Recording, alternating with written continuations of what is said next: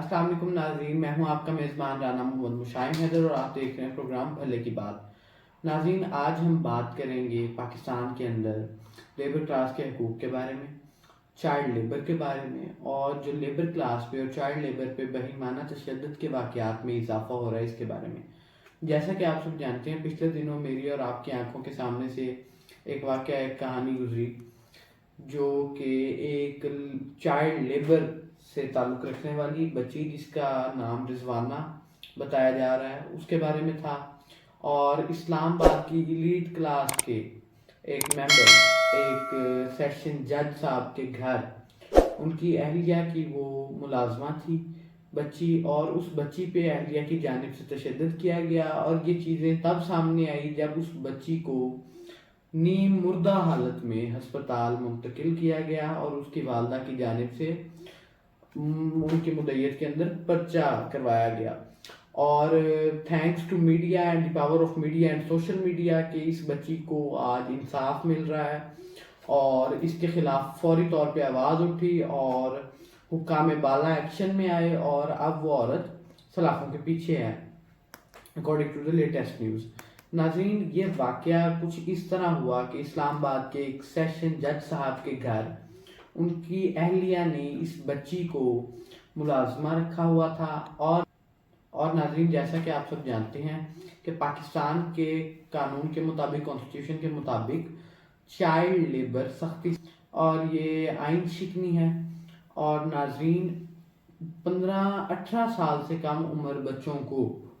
کسی بھی صورت ملازمت پر رکھنا جرم ہے۔ اور ناظرین، سیشن جج کی اہلیہ، وہ لوگ جو خود ہمارے کانسٹیٹیوشن آف پاکستان اس آئین پر عمل درآمد کروانے کے حامی ہیں اور اس کی تنخواہیں وصول کرتے ہیں، ان کے اپنے گھروں میں آئین شکنی اس طرح ہوئی۔ اور ناظرین، نہ صرف ایک آئین شکنی ہوئی بلکہ انسانی حقوق کی آئین شکنی ہوئی،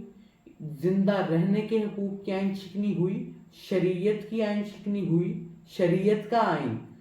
بھی اس چیز کو کنڈیم کرتا ہے اور کسی صورت یہ اجازت نہیں دیتا کہ آپ ایک خریدے ہوئے غلام پہ بھی اتنا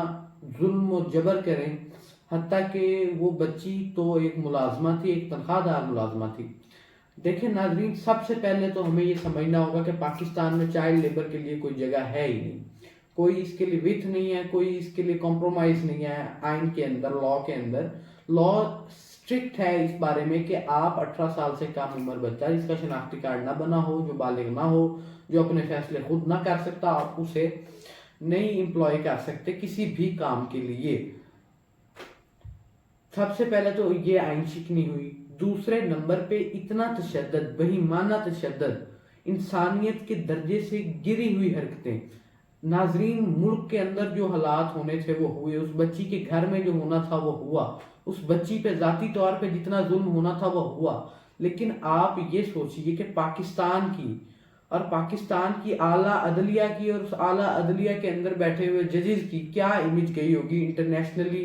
دوسرے ممالک میں، یونائٹڈ نیشنز میں، اور ہر انسان کو جو پاکستان کی خبر اخبار سے تعلق رکھتا ہے کہ کیا کچھ ہمارے ملک کے اندر ہو رہا ہے اور کیا پرسان حال ہے کہ ہمارے اپنے ججز کے گھر یہ واقعات ہو رہے ہیں۔ ناظرین، سب سے پہلے تو آپ یہ لیبر رکھیں ہی نہ، لیکن اگر پھر بھی آپ نے اس طرح کے بچوں کو ملازم رکھا ہوا تو بعض اوقات بچے آپ کی بات کو صحیح طرح نہیں پک کر سکتے،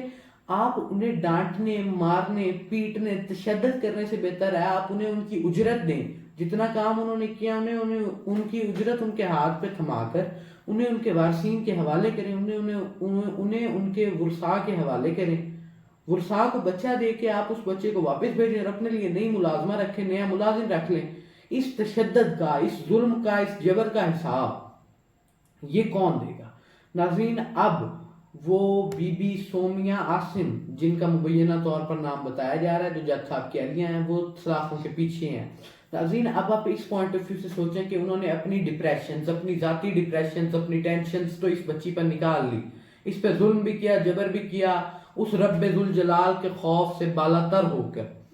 اور یہ سمجھا کہ جب میں اسے مار رہی ہوں تو یا میں دیکھ رہی ہوں یا یہ خود دیکھ رہی ہے اور یہ کسی کو بتائے گی نہیں، لیکن وہ یہ بھول گئی کہ اللہ اور اس کی قدرت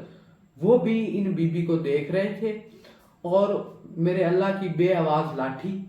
وہ جب چلی تو آج وہ عورت جو کبھی ایلیٹ کلاس سے تعلق رکھتی تھی، گاڑیوں میں سفر کرتی تھی، وہ آج سلاخوں کے پیچھے ہیں، جن سلاخوں کے پیچھے مرڈررز ہوتے ہیں، اور ان پہ اٹیمپٹ آف مرڈر کا مقدمہ اس ٹائم چلایا جا رہا ہے وہ بچی کی والدہ کی مدعیت میں۔ ناظرین، اب آپ یہ سوچئے کیا یہ بی بی اب اپنے خاندان والوں کو، اپنے اہل و عیال کو، احباب کو، زمانے والوں کو منہ دکھانے کے قابل رہیں گی؟ شاید یہ جیل، یہ قید 6 ماہ، سال، 2 سال بعد ختم ہو جائے، اور شاید ناظرین اس میں بھی کوئی اچنبھا نہیں کہ پچھلے تمام 75 سالوں کی اس تاریخ میں، بلکہ شاید ہزاروں سالوں کی اس تاریخ کے حساب سے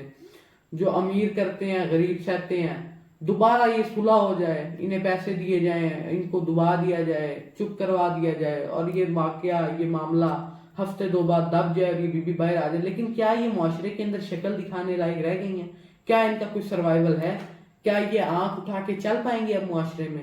ہرگز نہیں۔ اس لیے ناظرین، ہمیں اللہ کے خوف سے، اللہ کے جلال سے ڈرنا چاہیے، اور ہر وہ کام جس سے اللہ نے منع کیا، جس سے پاکستان کے آئین نے منع کیا، وہ نہیں کرنا چاہیے۔ ناظرین، آپ کی اور میری بھی باقاعدہ ذمہ داری بنتی ہے کہ اگر ہمارے گھر کو ملازم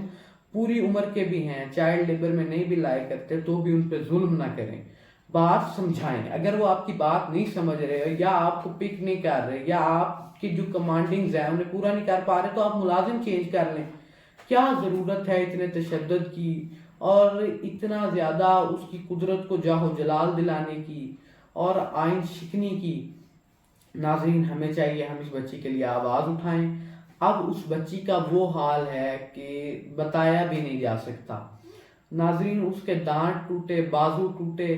اور جو فوٹیجز، ویڈیوز سوشل میڈیا پہ وائرل ہیں، ہم صاف طور پہ دیکھ سکتے ہیں کہ وہ بچی چلنے کے قابل بھی نہیں ہے۔ بس کو بینچ کے قریب لا کے اس بیچاری بچی کو بس میں منتقل کیا گیا۔ کیا گزری ہوگی اس ماں کے دل پہ جس نے چند پیسوں کی خاطر، گھر میں آٹا لانے کی خاطر اپنی بچی کو کسی کی ملازمہ بھرتی کروایا؟ ناظرین، آپ کے لیے، میرے لیے، سب کے لیے پیغام آج یہی ہے کہ ڈریں اس کے خوف سے، اس کے جلال سے، اور ناظرین، نہ چائلڈ لیبر بھرتی کریں، اور اگر آپ نے پورے ملازمین بھی بھرتی کیے، آج کی ایلیٹ کلاس کی کیا مڈل کلاس کی بھی یہ ملازم ضرورت ہے۔ میں ہرگز اس چیز کو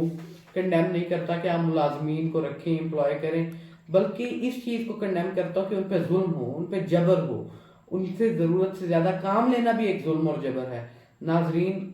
ڈرنا چاہیے اللہ کے خوف سے، پاکستان کی آئین شکنی سے،